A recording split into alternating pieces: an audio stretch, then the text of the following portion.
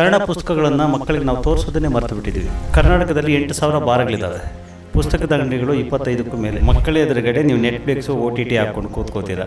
ಯಾವತ್ತಾದರೂ ಪುಸ್ತಕ ಹಿಡ್ಕೊಂಡು ಕೂತಿದ್ದೀರಾ? ಇಲ್ಲವೇ? ಅವರ ರಾಜಕೀಯ ಶಕ್ತಿ ಇದಕ್ಕೆ ತುಂಬಾ ಸಹಾಯ ಮಾಡಿತು. ಯಾಕೆ ಪುಸ್ತಕದ ಅಂಗಡಿಗಳಿಗೆ ಮಾತ್ರ ಕನ್ನಡಿಗರು ಕೆಲವು ಕಡೆಗೆ ಹೋಗಬೇಕು? ನಿನ್ನೆಯಿಂದ ಆಗಿರೋ ಸೇಲ್ಸು ಕೆಲವು ಲಕ್ಷಗಳಲ್ಲಾಗಿದೆ.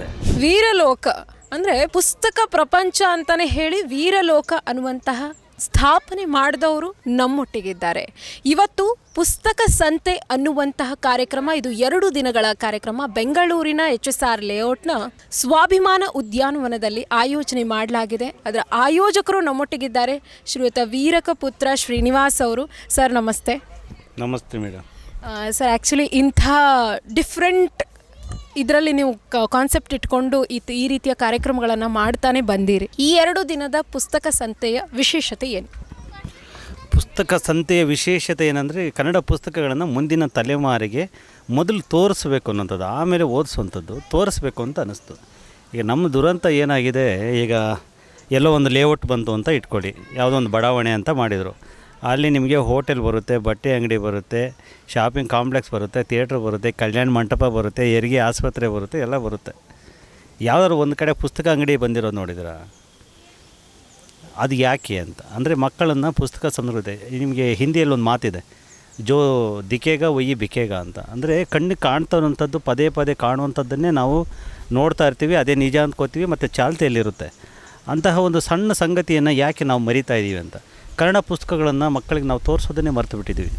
ಇವತ್ತು ನೋಡಿ, ಒಂದು ಕನ್ನಡ ಪುಸ್ತಕ ಬೇಕು ಅಂತಂದರೆ ನೀವು ಗಾಂಧಿನಗರ, ಗಾಂಧಿ ಬಜಾರು ಅಥವಾ ಇನ್ನೊಂದೆರಡು ಕಡೆಗೆ ಬಿಟ್ಟರೆ ಕರ್ನಾಟಕದಲ್ಲಿ 8,000 ಬಾರ್ಗಳಿದ್ದಾವೆ. ಪುಸ್ತಕದ ಅಂಗಡಿಗಳು 25ಕ್ಕೂ ಮೇಲೆ. ಎಂಥ ದುರಂತ ನೋಡಿ. ಇಂತಹ ಸ್ಥಿತಿಯಲ್ಲಿ ಏನು ಮಾಡಬೇಕು? ಮಕ್ಕಳಿಗೆ ಪುಸ್ತಕದ ಅಭಿರುಚಿನೇ ಹೊರಟೋಯ್ತಲ್ವ.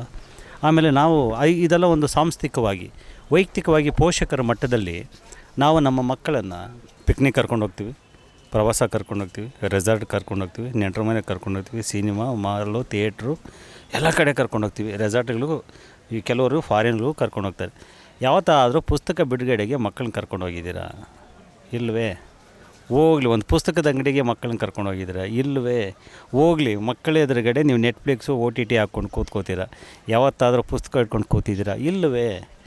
ಈ ಇಲ್ಲ ಇಲ್ಲ ಇಲ್ಲ ಇಲ್ಲ ಅನ್ನೋದರ ಒಂದು ಸಂಯೋಜಿತ ಪ್ರಯತ್ನವೇ ಈ ಸಂತೆ. ಇಲ್ಲ ಅನ್ನೋಂಥದ್ದು ದೂರ ಆಗಬೇಕು, ನಮ್ಮ ಮಕ್ಕಳಿಗೆ ಪುಸ್ತಕಗಳು ಕಾಣಬೇಕು. ಇವತ್ತು ನೀವು ನೋಡ್ತಾ ಇದ್ದರೆ ಎಲ್ಲ ತಂದೆ ತಾಯಿಯರ ಜೊತೆಗೆ ಒಂದು ಮಗುನ ಕರ್ಕೊಂಡು ಬಂದಿದ್ದಾರೆ. ಆ ಮಕ್ಕಳು ಖುಷಿಯಿಂದ ಚಿತ್ರ ನೋಡಿನೇ, ಅಪ್ಪ ಈ ಪುಸ್ತಕ ಕೊಡಿಸು, ಆ ಪುಸ್ತಕ ಕೊಡಿಸು ಅಂತ ಕೇಳ್ತಿದ್ದಾರೆ. ನನಗೆ ನಿಜಕ್ಕೂ ಖುಷಿ ಇದೆ, ಸಾರ್ಥಕ ಇದೆ. ನಿನ್ನೆ ಒಂದು ದಿವಸನೇ ಸುಮಾರು 18,000 ಜನ ಬಂದಿದ್ದರು. ಸೊ ಇವತ್ತು ಬೆಳಿಗ್ಗೆಯಿಂದ ಕೂಡ ಇದು ಒಂದು 10 ಎಕರೆ ಉದ್ಯಾನವನ, ಅಂದರೆ ಒಂದು ಸುತ್ತು ಬಂದರೆ 1 ಕಿಲೋಮೀಟ್ರ್ ಆಗುತ್ತೆ. ಅಷ್ಟೂ ಕಡೆ ಜನ ಇದ್ದಾರೆ. ಇವ್ರನ್ನೆಲ್ಲ ನಾವೇನಾದ್ರೂ ಯಾವುದಾದ್ರು ಒಂದು ಮೈದಾನದಲ್ಲೋ ಒಂದು ರವೀಂದ್ರ ಕಲಾಕ್ಷೇತ್ರ ಅಂಥದ್ದು ಆವರಣದಲ್ಲಿ ನಿಲ್ಲಿಸ್ಬಿಟ್ಟಿದ್ರೆ ಇವತ್ತು ಅಲ್ಲಿ ಹೆಜ್ಜೆ ಇಡೋಕ್ಕೂ ಜಾಗ ಇರಲಿಲ್ಲ, ಅಷ್ಟು ಜನ ಇದ್ದಾರೆ ಇಲ್ಲಿ. ಅಂದರೆ ಕನ್ನಡಿಗರೇ ಇಲ್ಲದ ಕಡೆಗೆ ಈ ಥರದ ಒಂದು ಪ್ರಯತ್ನ ಆಯಿತು. ಇಲ್ಲಿರುವಂತಹ ಎಲ್ಲ ಕನ್ನಡಿಗರು ನಾವಿದ್ದೇವೆ ಅಂತ ಬಂದರು. ಇದೊಂದು ದೊಡ್ಡ ಹೆಗ್ಗಳಿಕೆ. ಸರ್ ಆ್ಯಕ್ಚುಲಿ ಒಂದು ಕಾರ್ಯಕ್ರಮ ಮಾಡಬೇಕು ಅಂತಂದ್ರೇ ಎಷ್ಟು ಕಷ್ಟದ ಕೆಲಸ ಆಗಿರುತ್ತೆ ಅಂತ ಹೇಳಿ ನಿಮಗೆ ಗೊತ್ತು. ಯಾಕಂದರೆ ಅಂಥ ಕಾರ್ಯಕ್ರಮಗಳನ್ನು ನೀವು ಮಾಡ್ತಾ ಬಂದಿದ್ದೀರಿ. ಆದರೆ ಇಂಥದ್ದೊಂದು ಕಾರ್ಯಕ್ರಮದಲ್ಲಿ 135 ಸ್ಟಾಲ್ಗಳು ಇದೆ, ಮತ್ತು ರಾಜಕೀಯ ಗಣ್ಯರು ಬಂದು ಇದನ್ನು ಉದ್ಘಾಟನೆ ಮಾಡಿದ್ದಾರೆ. ಇದೆಲ್ಲದರ ಆಯೋಜನೆ ಅಂದರೆ ತುಂಬ ಕಷ್ಟಕರವಾಗಿರುವಂಥದ್ದು. ಹೇಗಿತ್ತು ಸರ್ ಇದೆಲ್ಲ? ಕನಸು ನಂದು, ಪುಸ್ತಕ ಸಂತೆ ಮಾಡಬೇಕು ಅನ್ನೋಂಥದ್ದು. ಬಟ್ ಇದಕ್ಕೆ ಬೆನ್ನೆಲುಬಾಗಿ ನಿಂತಂಥವರು ಉಗ್ರಪ್ಪ ಸರು. ಅವರ ರಾಜಕೀಯ ಶಕ್ತಿ ಇದಕ್ಕೆ ತುಂಬಾ ಸಹಾಯ ಮಾಡಿತು. ಅವರು ಒಂದು ಫೋನ್ ಕಲೆ ಮಾತ್ರಕ್ಕೆ ತುಂಬ ಅಸಾಧ್ಯಗಳು ಸಾಧ್ಯವಾದವು. ನಾನೊಬ್ಬ ಸಂಘಟಕನಾಗಿ ನೂರಾರು ಕಾರ್ಯಕ್ರಮ ಮಾಡಿದ್ದೀನಿ, ಒಂದು 2 ಲಕ್ಷ ಜನ ಸೇರಿಸುವಂಥ ಕಾರ್ಯಕ್ರಮಗಳನ್ನು ಮಾಡಿದ್ದೀನಿ. ಅದಕ್ಕೆ ಅದರದ್ದೇ ಆದಂಥ ಒಂದು ಶ್ರಮ ಇರುತ್ತೆ. ಬಟ್ ಈ ಕಾರ್ಯಕ್ರಮದಲ್ಲಿ ಉಗ್ರಪ್ಪ ಸರ್ ಅವರು ಸಂಘಟನೆ ದೃಷ್ಟಿಯಿಂದ ನನ್ನ ಹೀಗೆ ಮಾಡೋಣ ಅಂತ ಅವರು ಇಲ್ಲಿಗೆ ನನ್ನ ಕರೆದಿದ್ದು. ಅವರು ಪಕ್ಕದಲ್ಲಿ ಒಂದು 200 ಮೀಟ್ರ್ ದೂರದಲ್ಲಿ ನಮ್ಮ ಮನೆಗಳಿರೋದು. ನೀವು ಇಷ್ಟು ವರ್ಷದಿಂದ ಇಲ್ಲೇ ಇದ್ದೀರಾ, ಇಲ್ಲೇ ನಾನು ಮಾಡಿರಿ, ಒಂದು ಪುಸ್ತಕ ಬಿಡುಗಡೆ ಮಾಡಿ ಅಂತ ಕೇಳಿದರು ನನಗೆ. ಅವ್ರ ಜೊತೆಲಿ ಪರಡ್ಡಿ ಅಂತ ಒಬ್ಬರು ಇರ್ತಾರೆ. ಅವರು ಕರೆದು ನನ್ನನ್ನು ಈಗ ಕೇಳಿದಾಗ, ಈಗ ನಿಮ್ಮ ಲೆವೆಲ್ ಬೇರೆ ಇದೆ, ನನ್ನ ಲೆವೆಲ್ ಬೇರೆ ಇದೆ. ನಾವು ಈ ಒಂದು ಪುಸ್ತಕ ಬಿಡುಗಡೆ ಮಾತ್ರಕ್ಕೆ ಈ ಪಾರ್ಕ್ಗೆ ಮಾಡೋದು ಬೇಡ, ಈ ಇಡೀ ಪಾರ್ಕನ್ನು ಒಳಗೊಂಡಂತೆ ಪುಸ್ತಕ ಸಂತೆ ಮಾಡೋಣ ಅನ್ನೋಂತಹ ಕಾನ್ಸೆಪ್ಟನ್ನು ನಾನು ಹೇಳಿದೆ. ಯಾಕಂದರೆ ನಾನು ಬೀದರಲ್ಲಿ ಮಾಡಬೇಕಿತ್ತು ಇವತ್ತು ತಿಂಗಳು. ಫೆಬ್ರವರಿ 24-25 ಬೀದರಲ್ಲಿತ್ತಿದ್ದು. ಸೊ ನಾನು ಅಲ್ಲಿ ಮಾಡೋದನ್ನು ಬೇಕಾದರೆ ನೀವು ಕರೆದಿದ್ದರಿಂದ ಇಲ್ಲೇ ಮಾಡೋಣ ಅಂತ ಇದ್ದೀನಿ ಸರ್. ನನ್ನ ಒಟ್ಟಾರೆ ರೂಪುರೇಷೆಗಳು ಹೀಗಿದ್ದಾವೆ ಅನ್ನೋದನ್ನು ಅವ್ರು ಹೇಳಿದಾಗ ಅವ್ರು ತುಂಬ ಖುಷಿಪಟ್ಟರು. ಇಲ್ಲೇ ಮಾಡೋಣ ಅಂತ ಹೇಳಿ ನಿಂತರು ಜೊತೆಗೆ. ಅದರ ನಿಂತಿದ್ದ ಕಾರಣಕ್ಕೆ ಅದರ ಇನ್ನೊಬ್ಬರು ಅನಿಲ್ ಕುಮಾರ್ ಅಂತ ಒಬ್ಬರು ಅನಿಲ್ ರೆಡ್ಡಿ ಅಂತಿದ್ದಾರೆ, ಅವರು ಕೂಡ ಜೊತೆಯಾದರು. ಅವೆಲ್ಲದರ ಒಂದು ಸಂಘಟಿತ ಪ್ರಯತ್ನ ಈ ಸಂತೆಯಾಗಿ ಇವತ್ತು ಯಶಸ್ಸನ್ನು ದಾಖಲಿಸಿದೆ. ಓಕೆ ಸರ್, ಇನ್ನೊಂದೇನಂತಂದರೆ ನೀವು ವಿಭಿನ್ನವಾಗಿ ಪುಸ್ತಕಗಳನ್ನು ಮಾರಾಟ ಮಾಡೋದನ್ನು ನೀವು ಹೇಳ್ಕೊಟ್ಟಿದ್ದೀರಾ. ಅಂದರೆ ಫಾರ್ ಎಕ್ಸಾಂಪಲ್ ಹೋಟೆಲ್ಗಳಲ್ಲಿ ಪುಸ್ತಕ ಇಡೋದು ಅಥವಾ ಗಾರ್ಮೆಂಟ್ ಶಾಪ್ಗಳಲ್ಲಿ ಇಡಬೇಕಾಗಿರುವಂಥದ್ದು, ಅಂದರೆ ಒಂದು ವಿಭಿನ್ನ ಆಲೋಚನೆ ಮಾಡಿ, ಅಂದರೆ ಈ ಪುಸ್ತಕ ಸಂತೆಗಿಂತ ಮುಂಚಿತವಾಗಿಯೂ ಸಹ ನೀವು ಮಾಡರ್ನೈಸ್ಡ್ ಸೇಲ್ಸ್ ಆಫ್ ಬುಕ್ಸ್ ಅನ್ನುವಂಥದ್ದನ್ನು ಮಾಡಿದ್ದೀರಾ. ಅದು ಎಷ್ಟರ ಮಟ್ಟಕ್ಕೆ ತಲುಪ್ತಿದೆ ಸರ್ ಜನರಿಗೆ?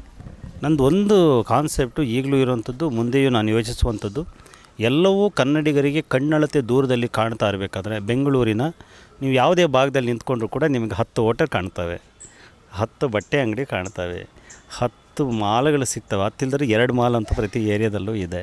ಥಿಯೇಟ್ರ್ಗಳಿದ್ದಾವೆ, ಕ್ಲಿನಿಕ್ಗಳಿದ್ದಾವೆ, ನಿಮ್ಗೆ ಏನು ಬೇಕೋ ಎಲ್ಲವೂ ಸಿಗ್ತಿರ್ಬೇಕಾದ್ರೆ ಯಾಕೆ ಪುಸ್ತಕದ ಅಂಗಡಿಗಳಿಗೆ ಮಾತ್ರ ಕನ್ನಡಿಗರು ಕೆಲವು ಕಡೆಗೆ ಹೋಗಬೇಕು?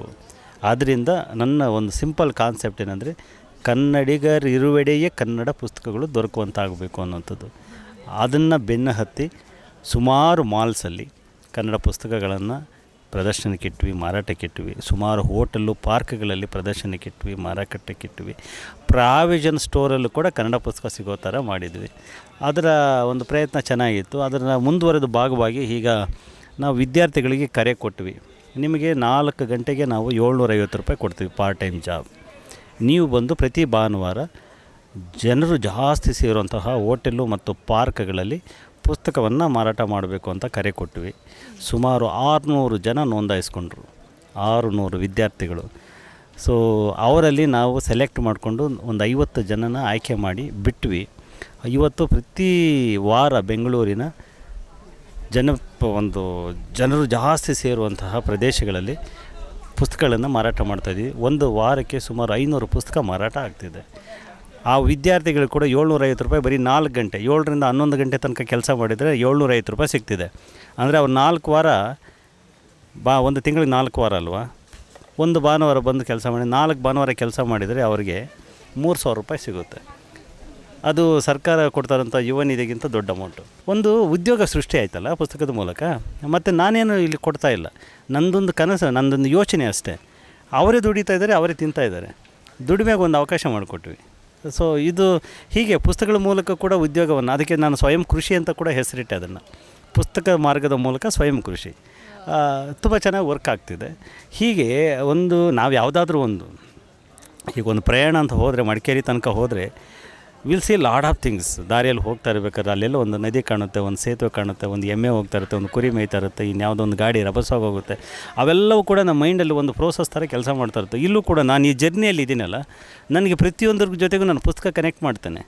ನನ್ನ ಜರ್ನಿಯನ್ನು ಆ ವಸ್ತುಗಳ ಜೊತೆ ಕನೆಕ್ಟ್ ಮಾಡ್ಕೊಂಡಂಗೆ ನನ್ನ ಈ ಪುಸ್ತಕಗಳ ಜೊತೆಗೆ ನನ್ನ ಪ್ರತಿ ಪ್ರೋಸೆಸ್ಸನ್ನು ಕೂಡ, ಇಲ್ಲೆಲ್ಲೋ ಬಂದಿದ್ದೀನಲ್ಲ, ಇಲ್ಲೇನೋ ಪುಸ್ತಕ ಇಡ್ಬೋದಾ, ಇವ್ರನ್ನ ಜೋಡಿಸ್ಕೊಂಡೆ ನಾನು, ಯಾರಾದರೂ ನೀವು ಬಂದು ಸಿಕ್ಕರಲ್ವ, ನಿಮ್ಮ ಜೊತೆಗೆ ಏನಾದ್ರು ಪುಸ್ತಕದ ಜೊತೆಗೆ ಏನೋ ಮಾಡ್ಬೋದಾ, ಆ ಎಲ್ಲದರ ಒಟ್ಟಾರೆ ಒಂದು ಸಂಕಲನವೇ ಈ ಥರದ ಹೊಸ ಹೊಸ ಯೋಚನೆಗಳು ಬರಲಿಕ್ಕೆ ಕಾರಣ. ಅದಕ್ಕೆ ಕನ್ನಡಿಗರು ಗೌರವಿಸ್ತಿದ್ದಾರೆ. ಈಗ ನೀವು ಕನೆಕ್ಟ್ ಅಂದ್ರಲ್ಲ, ಅಂದರೆ ಒಬ್ಬರ ಏನೋ ಒಂದು ಮಾಡ್ಲಿಕ್ಕೆ ಹೋದಾಗ ಪುಸ್ತಕದ ಜೊತೆನೇ ನಾನು ಕನೆಕ್ಟ್ ಆಗ್ತೀನಿ, ಏನೋ ಒಂದು ಪುಸ್ತಕದ ರಿಲೇಟೆಡ್ ಆಗಿ ವರ್ಕ್ ಮಾಡಬೇಕು ಅನ್ನೋಂಥದ್ದು ಹೊಳೆಯುತ್ತೆ ನನ್ನಲ್ಲಿ ಅಂತ ನೀವು ಹೇಳಿದ್ರಿ. ನಿನ್ನೆಯ ದಿನ ನೀವು DJ ಆಯೋಜನೆ ಮಾಡಿದ್ವಿ. ಇದು ಯಾವ ರೀತಿ ನಿಮಗೆ ಅಂದರೆ DJ ಕೂಡ, so because you are connecting to the modern world right ನಾವು. ಇದೇನಾಗಿದೆ, ಅನಿಲ್ ರೆಡ್ಡಿ ಅಂತ ಇನ್ನೊಬ್ಬರು ಇಲ್ಲಿ ಆಯೋಜಕ ನನ್ನ ಜೊತೆಯಲ್ಲಿ ನಿಂತಂಥ ಗೆಳೆಯ, ಅದು ಅವರ ಕಾನ್ಸೆಪ್ಟ್. ಬೆಳಗಾವಿಯಲ್ಲಿ ಕರ್ನಾಟಕ ರಾಜ್ಯೋತ್ಸವದ ಸಂದರ್ಭದಲ್ಲಿ ಒಂದು DJ ಕಾರ್ಯಕ್ರಮ ಭಾಳ ಅದ್ಭುತವಾಗಿ ವಿಷಯ ಆಗಿತ್ತು. ಈ ಭಾಗದಲ್ಲಿ ಮಾಡಬೇಕು ಅನ್ನೋದು ಅವರ ಆಸೆ ಆಗಿತ್ತು. ಸೊ ಅಲ್ಲಿಂದ ಯೂತ್ ಬರ್ತಾರೆ ಅನ್ನೋಂಥದ್ದು. ಎಸ್ ಯು ಗೋ ಹೆಡ್ ಅಂತ ಹೇಳಿದ್ವಿ, ಅವರೇ ಅದರ ಆಯೋಜಕರು. ಆ ಕನಸು ಅವ್ರದ್ದೇ ಅದು. ಸೊ ನಾವು ಈ ಪ್ರೋಗ್ರಾಮ್ ಲಿಸ್ಟಲ್ಲಿ ಅದನ್ನು ಸೇರಿಸ್ಕೊಂಡಿದ್ದೀವಿ ಅಷ್ಟೇ. ಬಟ್ ಅದು ತುಂಬ ಇಷ್ಟ ಆಗುವಂಥದ್ದು ಈ ಜನರಿಗೆ. ತುಂಬ ಜನ ಬಂದು ಸಂಭ್ರಮಿಸಿ ಕುಣಿದು ಹೋದರು. ಆ ಮೂಲಕ ಪುಸ್ತಕ ಸಂತೆಗೆ ಅದೊಂದು ವ್ಯಾಲ್ಯೂ ಆ್ಯಡ್ ಆಯಿತು ಅಷ್ಟೆ. ಓಕೆ ಸರ್, ಮತ್ತು ಕೊನೆಯದಾಗಿ ಏನು ಹೇಳಿಕ್ಕೆ ಇಷ್ಟಪಡ್ತೀರಾ ಸರ್ ಓದುಗರಿಗೆ? ಯಾಕಂದರೆ ಕಡಿಮೆ ಆಗಿದ್ದಾರೆ ಓದೋರು, ಸಾಹಿತ್ಯದ ಕಡೆ ಒಲವು ತೋರೋರು ಕಮ್ಮಿ ಆಗಿದ್ದಾರೆ, ಅವ್ರಿಗೆ ಏನು ಹೇಳ್ತೀರಾ? ಇಲ್ಲಿ ನಿನ್ನೆಯಿಂದ ಆಗಿರೋ ಸೇಲ್ಸು ಕೆಲವು ಲಕ್ಷಗಳಲ್ಲಾಗಿದೆ. ಓದುಗರಿದ್ದಾರೆ, ಓದುಗರಿಲ್ಲ ಅಂತ ಹೇಳ್ತಿಲ್ಲ. ಓದುಗರಿರೋ ಕಡೆಗೆ ನಾವು ಅವ್ರಿಗೆ ಏನು ಬೇಕೋ ಅದನ್ನು ಕೊಡ್ತಾ ಇಲ್ಲ. ಅವ್ರು ತಿನ್ನೋ ಕಡೆಗೆ ದೋಸೆಗಳ ಅಂಗಡಿ ಇಡ್ತಾಯಿದ್ದೀವಿ, ಅವರು ಖರೀದಿ ಮಾಡೋ ಕಡೆಗೆ ಮಾಲ್ಗಳಿಡ್ತಾ ಇದ್ದೀವಿ, ಅವರು ಓಡಾಡೋ ಕಡೆ ಪ್ರವಾಸೋದ್ಯಮಗಳನ್ನು ಸೃಷ್ಟಿ ಮಾಡ್ತಾಯಿದ್ದೀವಿ. ಆದರೆ ಅವರು ಓದಬೇಕು ಅನ್ನೋ ಕಡೆಗೆ ಪುಸ್ತಕಗಳನ್ನ ಇಡ್ತಾ ಇಲ್ಲ. ನಮ್ಮದೇ ತಪ್ಪು. ಒಂದು ಮಾರುಕಟ್ಟೆನ ಕುಗ್ಗಿಸ್ತಾ ಇದ್ದೀವಿ. ಸಿನಿಮಾದವ್ರು ಮಾಡಿದ ತಪ್ಪನ್ನೇ ಸಾಹಿತ್ಯ ಲೋಕದವರು ಮಾಡ್ತಿದ್ದಾರೆ. ಸಿನಿಮಾದವ್ರು ಏನು ಮಾಡಿದರು, ಬಳ್ಳಾರಿ ಕನ್ನಡ ಸಿನಿಮಾ ಓಡಲ್ಲ, ಕೋಲಾರ ಕನ್ನಡ ಸಿನಿಮಾ ಓಡಲ್ಲ ಅಂತ ಒಬ್ಬೊಬ್ಬರಿಗೆ ತೆಲುಗು ಎಲ್ರಿಗೂ ಬಿಟ್ಕೊಂಡು ಬಂದರು. KGF ಅಲ್ಲಿ ತಮಿಳ್ವರೆಗೆ ಬಿಟ್ಕೊಂಡ್ಬಂದರು. ಇವತ್ತು ಕನ್ನಡ ಸಿನಿಮಾಲಿ ಓಡಬೇಕಂತಂದರೆ ಅದೊಂದು ಅಚ್ಚರಿನೇ ಆಗಬೇಕು ಅನ್ನೋಂಥ ರೀತಿಯಲ್ಲಿದೆ. ಆದರೆ ಸರಿಯಾಗಿ ಕೊಟ್ಟರೆ, ಈಗ KGF ಕೊಟ್ರಲ್ಲ ಹೋಯ್ತು, ಬಳ್ಳಾರಿಯಲ್ಲೂ ಹೋಯ್ತು, ಕೋಲಾರದಲ್ಲೂ ಹೋಯ್ತು. ಕಾಂತಾರ ಕೊಟ್ರಲ್ಲ ಎರಡೂ ಕಡೆಗೆ ಹೋಯ್ತು. ನೀವು ಕೊಡಬೇಕು, ಅದನ್ನು ಕೊಡಬೇಕು, ಕರೆಕ್ಟಾಗಿ ಕೊಡಬೇಕು. ಪುಸ್ತಕೋದ್ಯಮದಲ್ಲಿ ಅದಾಗಲಿಲ್ಲ.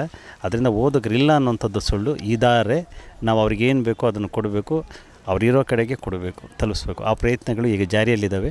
ಈ ಪುಸ್ತಕ ಸಂತೆ ಒಂದು ಸಾಂಕೇತಿಕ ಅಷ್ಟೇ. ಇದರ ಸೈಡ್ ಎಫೆಕ್ಟ್ಸು ತುಂಬ ಇದ್ದಾವೆ. ಅದರ ಪರಿಣಾಮಗಳನ್ನು ನೀವು ಮುಂದೆ ನೋಡ್ತೀರಿ.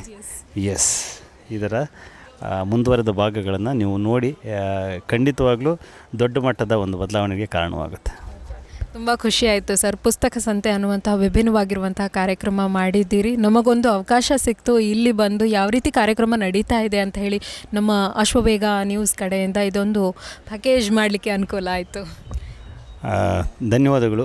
ಇಷ್ಟೊಂದು ಪ್ರಬುದ್ಧವಾಗಿ ಒಂದು ಸಂದರ್ಶನ ನಡೆಸಿದ್ರಿ ನೀವು, ನನಗೆ ಖುಷಿ ಆಯಿತು. ಆ maturity level, thank you so much. ಸರಿಯಾಗಿ ಗ್ರಹಿಸಿದ್ರಿ ನೀವು ಇದೇನಾಗ್ತಿದೆ ಅನ್ನೋಂಥದ್ದನ್ನು. Thank you so much. ಒಳ್ಳೆಯದಾಗಲಿ ನಿಮ್ಮ ಅಶ್ವ ವೇಗಕ್ಕೆ, ಆ ವೇಗ ಜಾಸ್ತಿ ಆಗಲಿ. Thank you. All the best.